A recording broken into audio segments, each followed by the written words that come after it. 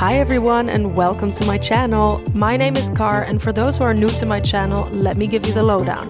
I love to travel. I just can't get enough of exploring the world, and I want to spread my zest for life and take you along for my many adventures across the world. So let's go. This time around I'm back with an exciting new vlog where I travel to Kuala Lumpur in Malaysia and explore this beautiful city as much as I possibly can. With me is my ride or die, my twin sis Cara, and stay tuned because today I'm getting up to all sorts of fun things and I saved the best for last when I visit the vibrant Jalan Alor Street food market. So let's go, day 3 in Kuala Lumpur. I got up bright and early to go check out my first stop of the day, the Putra Mosque, which is around a 30-minute drive from the city.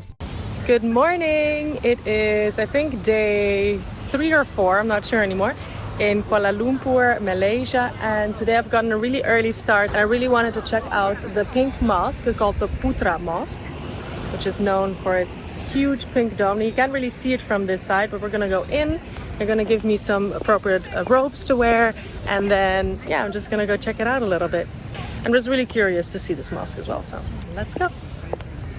So depending on the type of sightseeing you want to do, I chose to visit a mosque because Malaysia is a country where Islam is the most professed religion, and picking a mosque in Kuala Lumpur proved to be quite difficult as there are several worth seeing. Aside from the Putra Mosque, you can also visit the Masjid Jamek Mosque, which is the oldest Islamic place of worship in KL, or opt for the largest mosque, otherwise known as the Blue Mosque, or the Iron Mosque, a striking mosque made up of 70% of steel. Alright, so I got my robe.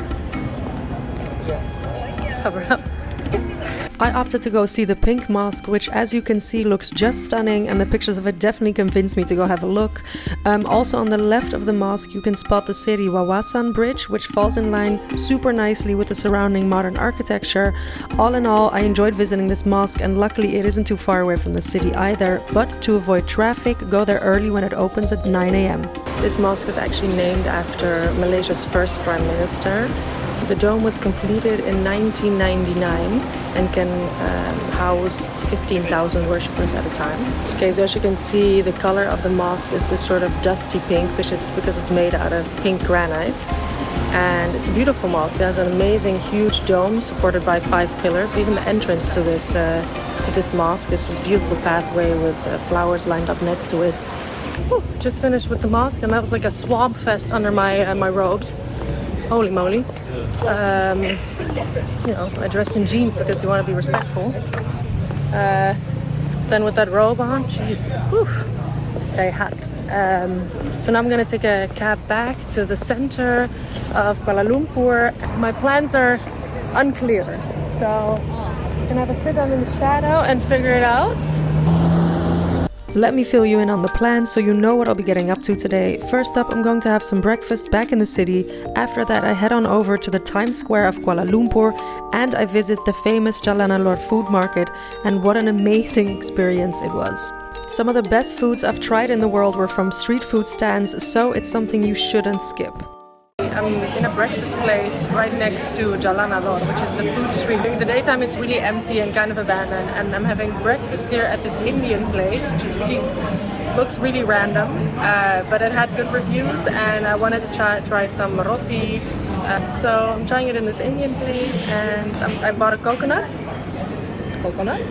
for 6 ringgits, a water probably for like 2 ringgit or 1.5 or something, and then the breakfast roti is 7, which is 3 euros. 3 euros for breakfast. And the first taste of roti. I mean, I've lived in India, so I love Indian food, but I've never tried roti.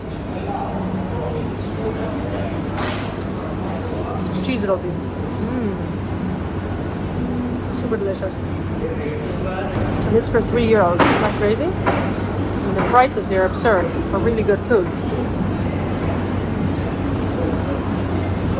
Okay, I'm just on my way to the hotel for a second because I need to download some data onto my external hard disk, and then later I'll continue sightseeing. But it is hot, and I swear to God it's cloudy today and it's dying. Again, pretty covered up, but still hot. Us Dutchies are not used to this type of weather, let me tell you. One of these is my building. which one is it though?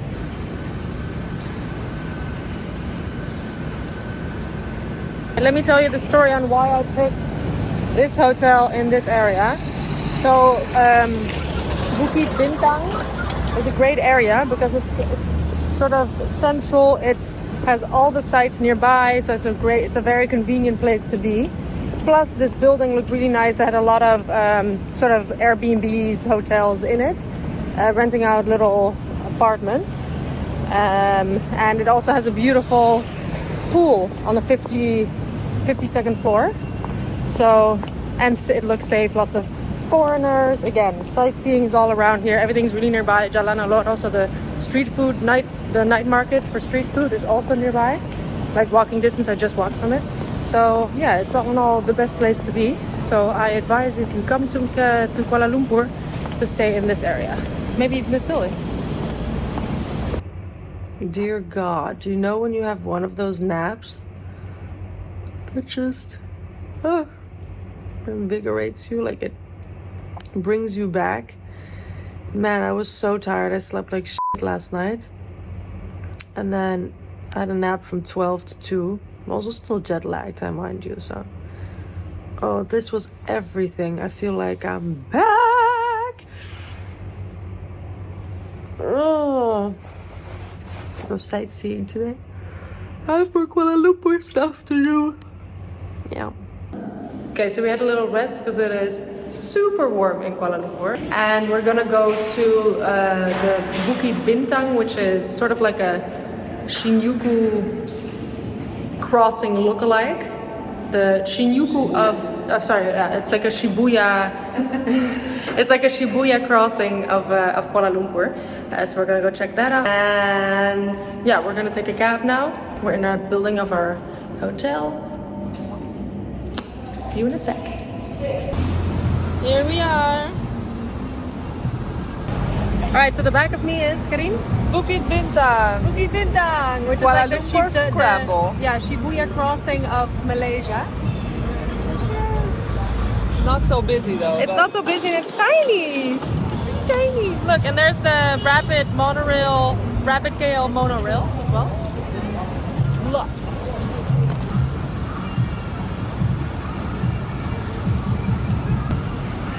Oh my god, it's exactly like Shibuya. Remember I had a moment there too? A moment. You often have these moments, guys. This is actually the only crossing like this in Kuala Lumpur or in Malaysia. Yeah. It's not that impressive. It's quite tiny actually. Yeah, it's small. But this is really lively because I drove past it when I arrived and it really lights up during the night. It really lights up during the night. You have to wait for a considerable amount of time to cross.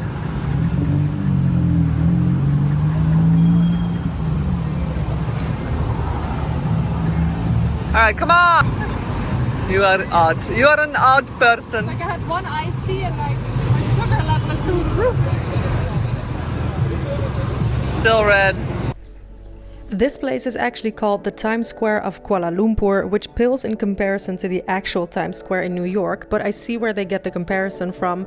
At night, all the billboards here light up and totally give the vibe. Also, side note, I felt like I was always rushing to cross the street in Kuala Lumpur, either that or waiting super long for the green pedestrian light to give me the go-ahead to cross the street.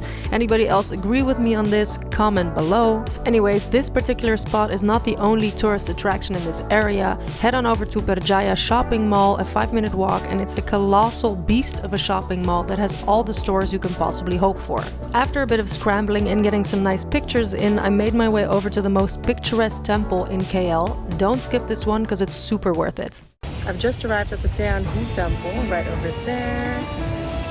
So this is actually one of the largest Buddhist temples in Asia, and it's a 6-tier temple, very intricate, and I'm going to take a little tour, walk around and show you the spots.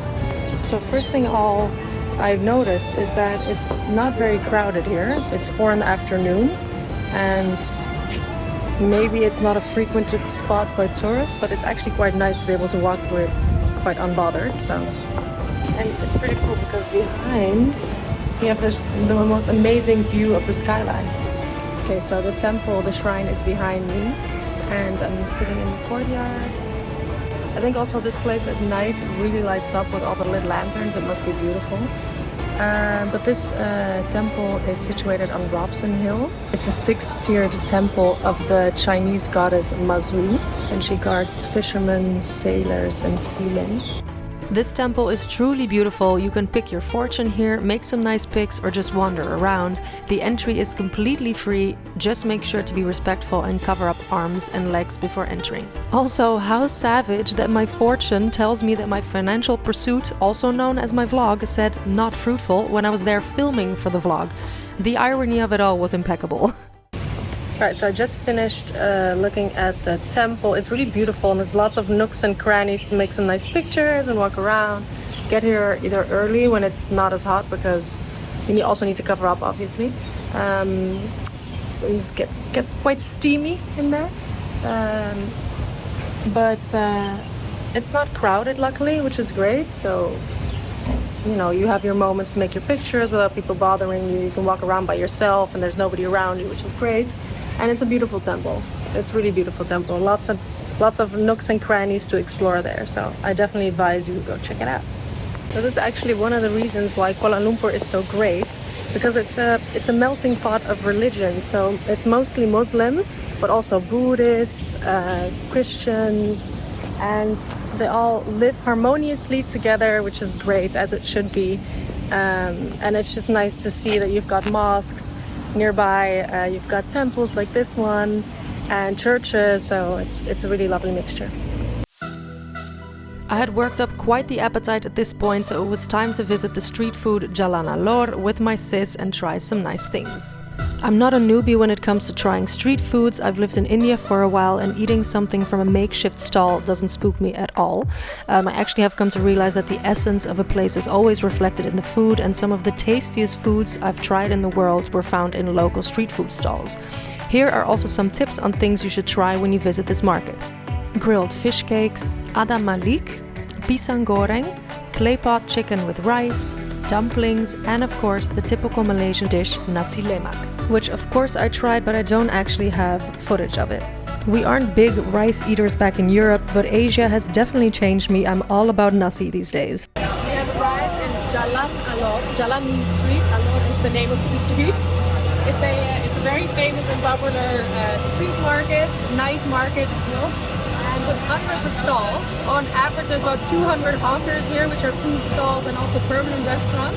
And it's existed since the 1900s. That's a long time. Straight up my hand. It's in kitty sense. But this is what? I said, let's try some food. Yeah, let's try some food. By the way, this place during the day is, I wouldn't say dull, but there's not a lot happening. This place really lights up in the evening. I mean, a lot of people, a lot of buzz. So I say, let's go check out some things we haven't eaten before. I love it. I wrote some things down. Let's Malay food it up. I smell the durian. Yeah? I'm excited. I'm also hungry. Yeah, me too. Oh, the durian is really strong smell. Damn. They eat grilled stingray. Oh. Look, it's a Thai street dessert and he's flambeing it. Wow. What is it? Coconut ice cream. Wait, he's flambeing the ice cream? Let's have that Oh. Ah, steamed rice cake. Malaysian rice cake. Wow. Okay, I'm walking through the market. So many people here. Very crowded. Trying to get back to car. Found her. I was like, I lost my sister. He's like, oh, you lost your husband? And I was like, I never lose my husband. My favorite fruit, mangosteen. Alright, so I'm just walking through the street and there's like a bunch of stalls that set up in the evening. I guess when it's like the prime time to be here around 5. And there's a bunch of I'm there in the background like... And there's a bunch of set restaurants which are just always here, lined up all the way to the end of the street. And we're just gonna pick one that has a lot of local people and then try some goodies, things that we haven't tried before in Malaysia, Malay food.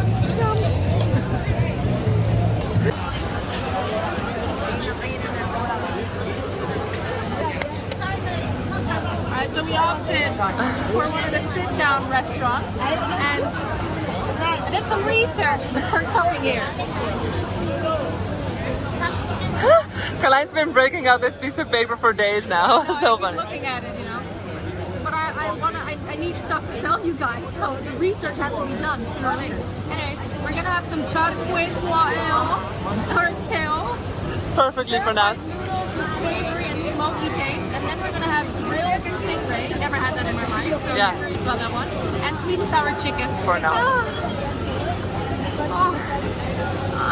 And Noah's having some buttered corn, which is his favorite. This market is very vibrant. Lots of people sitting here, lots of locals, and it gives me a good feeling that this is a proper good place to eat. Yeah. Quick service. It hasn't been like, we ordered 5 minutes ago.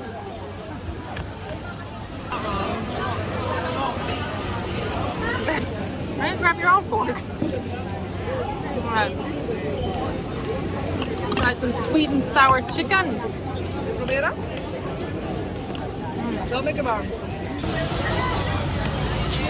This is nice. You really have to dig for the noodles. Yeah. But this is the char teo. Perfectly pronounced. Sorry, what's the name of this? The name? Char teo.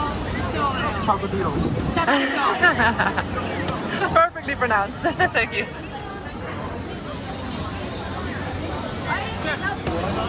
Alright, we got stingray, which I've never had before. Exciting! And? Very good. Okay, what does it taste like? Like salmon, but less Fat? softer, you know? Okay. Smoother. Like milk, like buttery, you know? And there's a little sauce also to dip it in, like a tomato red sauce. It's gonna be very spicy though. Yeah?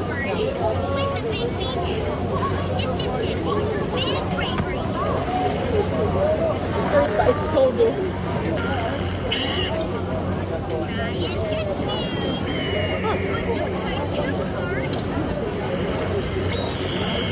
But it's a little bit more fishy than salmon, you know what I mean? Okay, so here's what happened. I felt one singular drop of something fall onto my shoulder and I said, "Oh, it's raining." The waiter overhears it and starts yelling, "Get the umbrellas!" And I swear to you, within 10 seconds, an army of waiters came running out, putting up umbrellas over all the tables. And then I look around and see that the entire street and all the other restaurants are following suit. I'm embarrassed to say it never rained and that drop could have been anything. I know, you initiated it, Gar. Because of one drop on your shoulder. And then now the whole place is covered.